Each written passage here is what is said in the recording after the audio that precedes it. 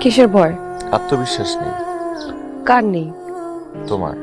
কারণ আমার সাথে কথা বললে, আমার সাথে সময় কাটালে, আমার সাথে মিশলে তুমি আমার মধ্যে ডুবে যাবে। তাই বাবা, আমি এই ছেলেকে বিয়ে করতে পারবো না বাবা।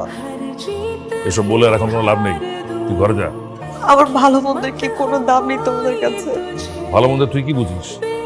এঙ্গেজমেন্টের ডেট ঠিক হয়ে গেছে, মেহমানরা সব চলে এসছে, আরাফের বন্ধু চলে এসছে, এখন তুই বলছিস তুই বিয়ে করবি না? বললেই হলো নাকি? ছেলে খেলা পেয়েছিস? তোকে যা বলছিস তাই কর, যা ঘরে যা। আসলে তুই কি কি উদ্দেশ্য নিয়ে এখানে এসেছিলি? আমি রাফিকে চলে যেতে বলেছিলাম তোর বাবার মান সম্মানের কথা ভেবে, কিন্তু যেহেতু রাফি তোর বাবার কাছে ধরা পড়েই গেছে, যা নির্দোষ ছেলেটাকে বাঁচা, পারলে তোর নিজের ভালোবাসার প্রমাণ দে। চোখ আজ খুবই করে। হাতে সময় নেই, তাড়াতাড়ি যা।